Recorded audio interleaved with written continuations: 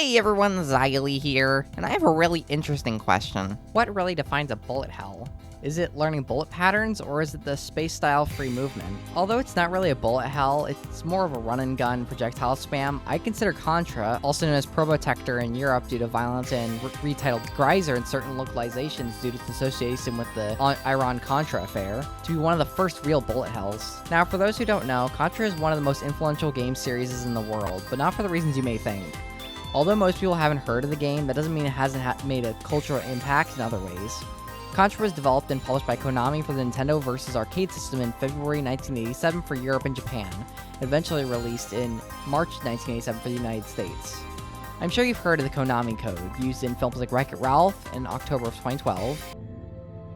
Up, down, stop. Robot Chicken.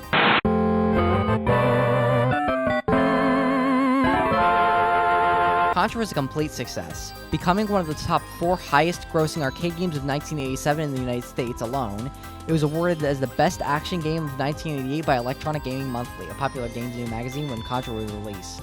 In January of 1988, Contra had its first sequel, Super Contra: The Alien Strikes Back, also known as Super C, followed by its first spin-off, Contra Force. Operation C on the Game Boy released in 1991, Contra 3 The Alien Wars in 1992, which is known as one of the greatest video games of all time, Contra Hard Corps in 1994 for the Sega Mega Drive, or Sega Genesis in America, Contra Legacy of War for the PlayStation and Sega Saturn in 1996, and the list goes on and on. Now, for the record, we will primarily be discussing the NES port of Contra for this section.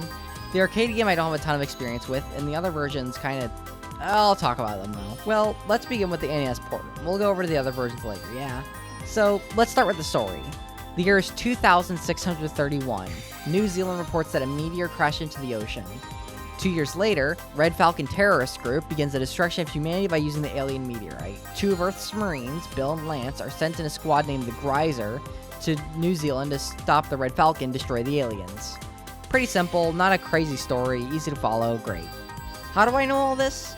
Well, in the NES port, the game just starts, but in the Famicom version, due to the differences with the systems, the Famicom, or Japanese release of the game, are objectively superior.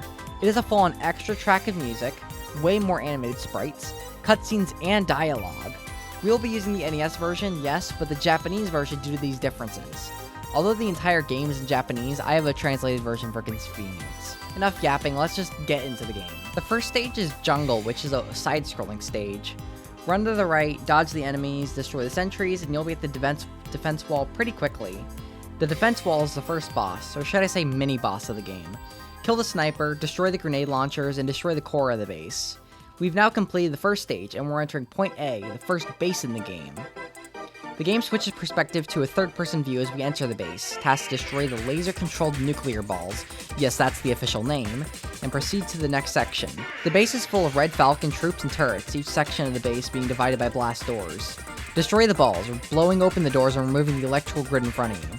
Continue on to the final section and fight the boss, Lone Inflammatory Eye Garma Kilma.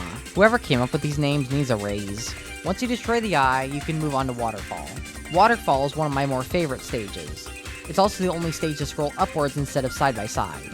Climb up the rocks, dodge the explosives, jump over the bridge, and you're getting close.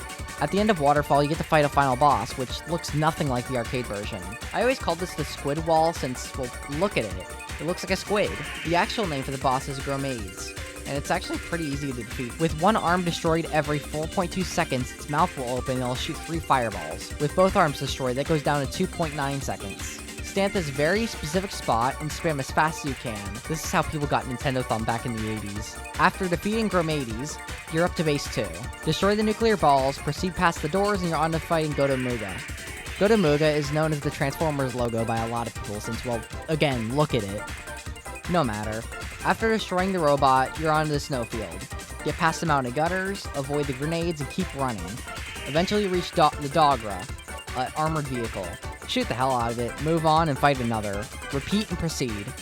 Eventually having to fight the stage's boss, Goldoff. After destroying the boss, communication is prevented due to going underground into the next stage, Energy Zone. Energy Zone is one of my most hated stages due to the fire, and in fact it just spams enemies at you. It's no matter though. Just deal with it and keep moving. Eventually reaching the boss, Gordia. He jumps and throws saws at you, so just dodge whatever you can and get rid of them. Move on to the next stage, Hangar Zone, full of spiky hooks and snipers throwing minecarts. In the arcade version, there's no boss for Energy Zone or Hangar Zone, but in the NES version, there's the final gate. It's a way easier version of the defense wall from Jungle. Just run forwards and destroy it. Finally, we make our way through the alien's lair, where you actually fight the final boss very quickly. Almost immediately after entering the lair, you have to kill, and I wish I was making this name up, Emperor Demon Dragon God Java to pass. He's also known as the Red Falcon, like the highest standing member of the terrorist organization. After killing Java, his army is still being fed with his heart, so that's where you must destroy next. Proceed down the lair and you'll reach it, as its fleshy walls move and beat faster. It's absolutely disgusting. In the American version, this map's entirely static, which is just another reason I prefer the Famicom version. Destroy the heart, get in the helicopter, and you've just saved the world. That's the end of the game. Now, for the moment I've been dreading, we're talking about the ports. Let's just start off with one of the worst and the first I recorded, the Commodore 64 port. Now, the C64 has 64K memory with 48K usable for programs and data, according to Lemon 64 forums. The NES only had 2K, but was much faster. 64 had less and worse colors, and although it had a better sound system, let's take a listen to Contra on the C64.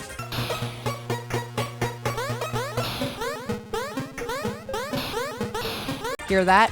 One track with only 3 voices due to the SID chip. The NES had 4-channel mono, according to this graph. Now, I'm not an expert. Would I take this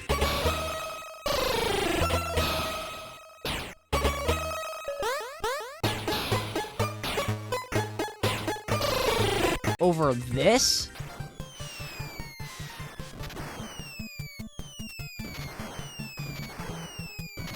Absolutely not. Not in a million years. Enough specs. Let's go over some of the differences between the C64 version and the NES version. Upon putting in the tape, you're asked if you want unlimited lives or not. Let this set a record for how downright unfair this version of Contra is. Well, I digress. Maybe it's not so bad and we should just get into the game. The start screen is completely different from Contra on the NES, and even in the arcades. You only have one option, select the number of players. I select 1 since I don't have any friends, and we're in. What's the first major difference you notice? The music. Where's the music? Well, there's only 2 or so tracks. The first being the music when you begin the game on the title screen, and the bass theme. That's all. No custom boss tracks, no different level tracks, all you hear is the bass theme, on loop, over and over and over again. Speaking of bass, let's go see how that is, and oh dear, is it so much worse than the NES port. Something I realized is these ports usually go after the arcade version, obviously since that's the original game. Something the arcade version had that the NES version didn't have is a time limit in the bass sections. I liked this in the NES port. It doesn't make me feel as rushed, but in the arcades, you have a time limit, and on the C64 you do too. How long, you may ask? Maybe 2 minutes. You get 1 minute and 10 seconds in the arcade version, but on the C64, 40. 40 seconds is all they give you to complete this. Thank the Lord for the fact you're able to have unlimited lives at the beginning, since I'd never be able to beat it without it. Being this game is also based on the arcade version, it's also a lot different in the bosses. At the end of Waterfall, instead of fighting Grenades, you're fighting what looks to be a massive wall, like an upgraded version of the defense wall. It looks nothing like the arcade version either. This is by far one of the worst interpretations of Grenades I've seen yet. It looks nothing like the arcade version. I can't even say it's based on the arcade version. This boss is a sore to beat, but it's doable, I guess. At least base 2 gives you 55 seconds instead of 40. That's a bit better, isn't it?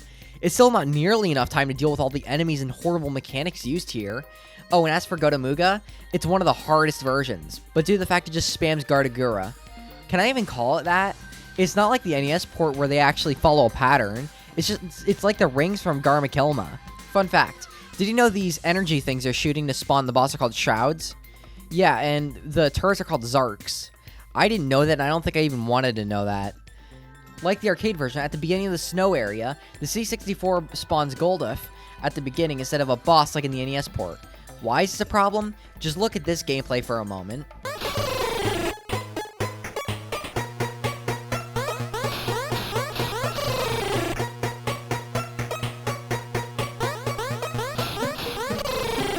Again, let's compare to the NES.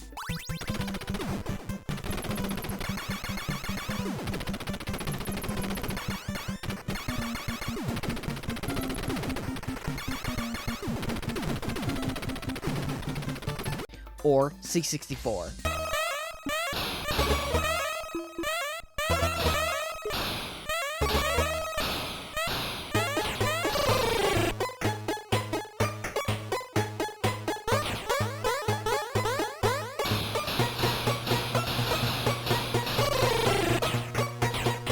I think I've said enough. Oh, by the way, Gordia appears at the beginning of Energy Zone, similar to the arcade version. Although, instead of hooks coming out of the roof and hangar, it's lasers. Impossible to dodge lasers, no less. Remember how I gave myself infinite lives at the beginning? This is why I had to. This section is the bane of my existence. Along with this, Alien Lair is the worst looking stage in the game. The heart looks awful. Why is the entire stage monochrome? In the NES port, it's fleshy. It looks like an Alien Lair. This is just horrible. The ending sucks, too. This entire experience has sucked. I genuinely have a boiling hatred for this slop. This is by far one of the worst versions of Contra I have ever played. I couldn't be paid enough to play this. But we have a worse one coming up next. You want to know one of the worst games I've ever played? The ZX Spectrum port of Contra. Now, I don't need to be a genius to tell you that this is by far one of the worst ports of Contra ever created. This is probably on par with some of the worst games I've ever played too. What can I even say about it? Loading into the game provides a splash menu with the only song you will ever hear throughout the game, which is the track used as the base 1 and 2 themes in the NES port. You have 5 options: Start Game, Keyboard, Kempston, Cursor Keys, Sinclair, and Redefine Keys. The only option that seemed to work are Redefine Keys and Start Game, and honestly, I don't think I want to know what the other options do. Let's have a listen at the ZX Spectrum version of the game and the NES version of the game, shall we?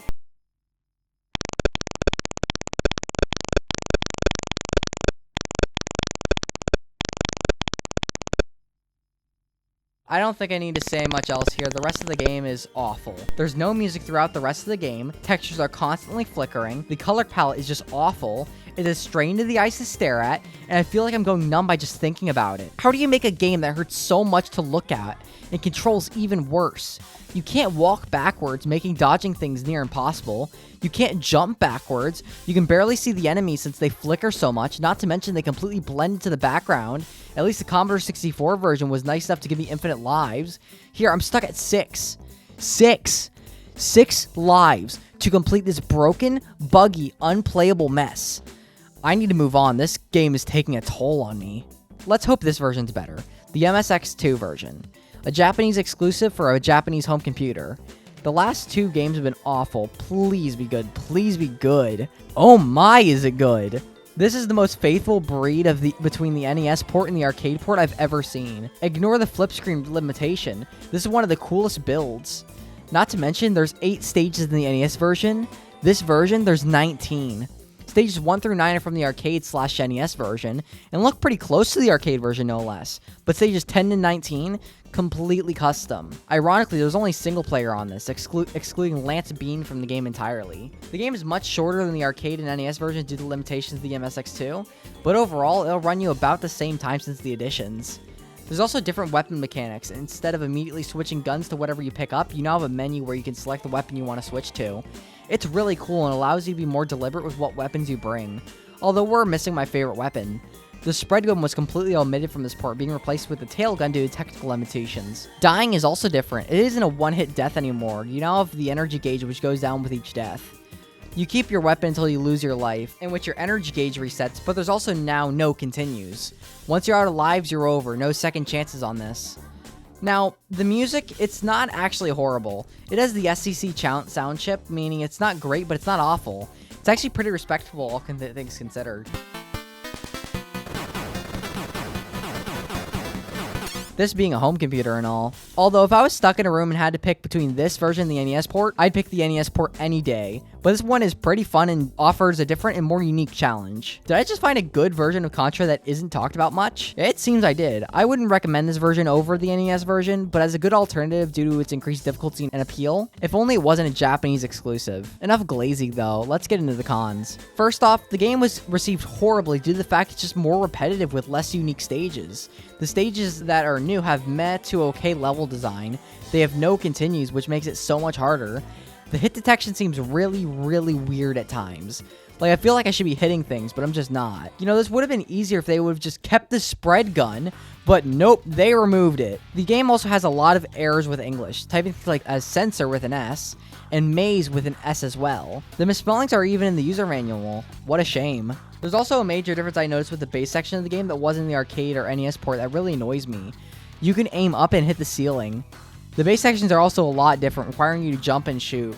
Only problem is you can't be shooting as you hit the jump button, since it just doesn't work from what I remember. It makes the game a lot harder, but at least they don't require you to do it in under 40 seconds. Time for a different version, the Amstrad CPC. It's about as good as you would assume it would be. You're stuck to a tiny resolution in the middle of the screen, which only gets smaller during these base sections, which also carries over to the boss sections and on a waterfall. And by the time you defeat base 2, not only are you sent to a horrible version of Gotomuga, where you can't even shoot the projectiles, once you defeat him, on an energy zone, meaning there's no snowfield.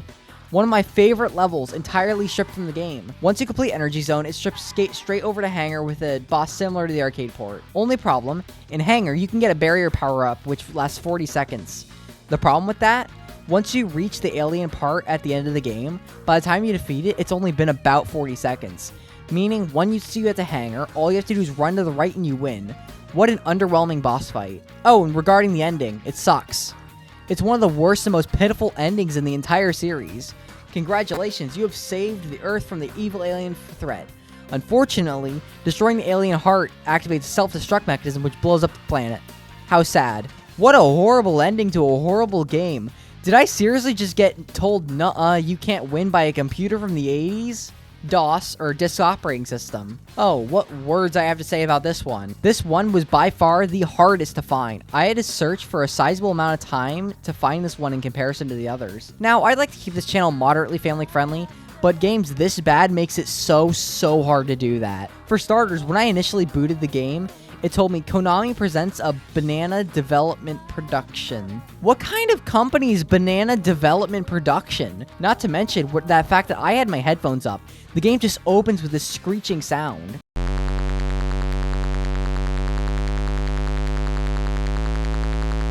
Well, whatever. Let's just go on to the next screen, where we're greeted with the Introduction tab. Welcome to Contra. Your mission, destroy the flashing targets at the end of each level to stop the Red Falcon organization from gaining world dominance. Okay, a few things here.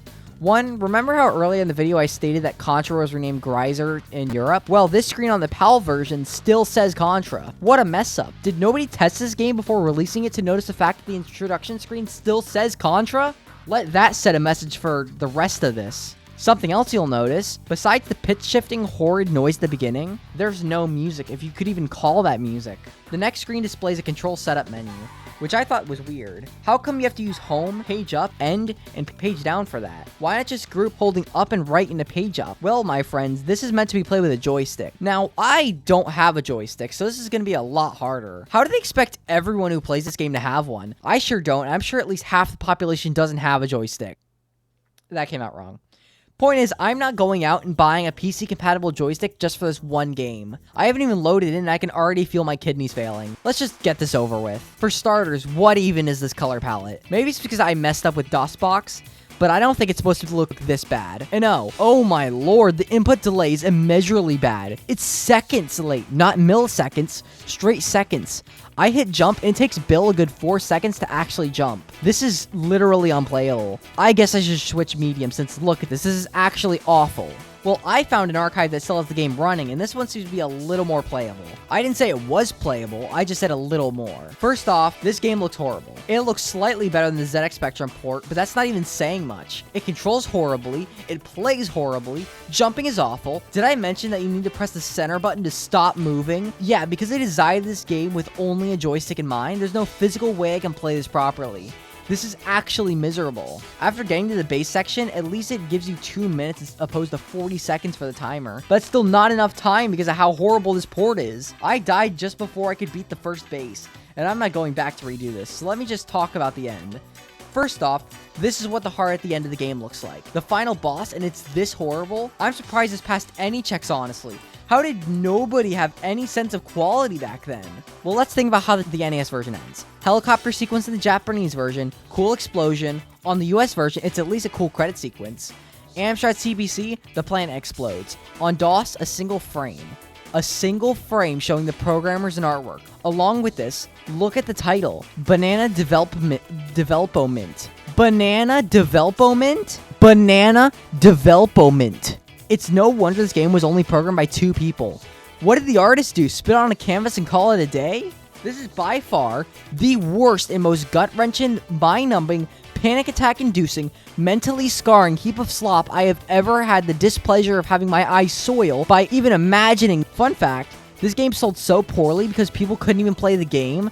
The game's journal magazines couldn't even load the game because of the stupid copy, cut, paste, cookie cutter, anti-piracy methods. Whatever you do, stay far, far away from this version of the game. Now, I'm not talking about 4 versions for a reason. One is the BlackBerry port, the IBM port, and the other is the Java port.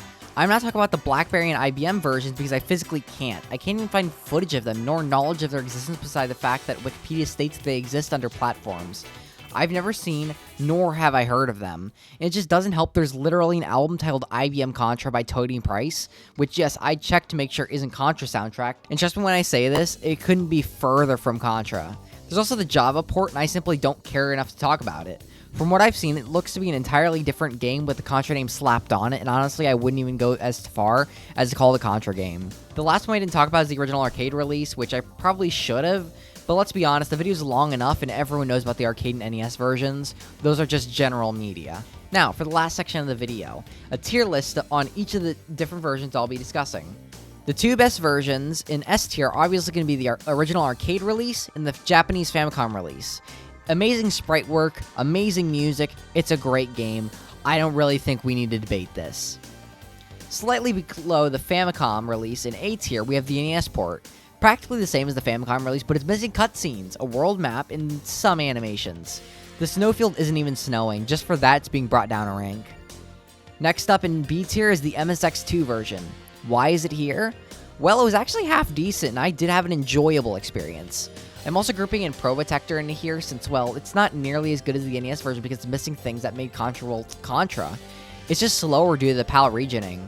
In C tier goes the Commodore 64 for its lack of just being a good game, along with the Amstrad CPC. Actually, no, I take that back. The Amstrad CPC is going in the screw you for beating my games category. In D tier, it's empty since the ZX Spectrum and DOS versions are rotting away in F tier.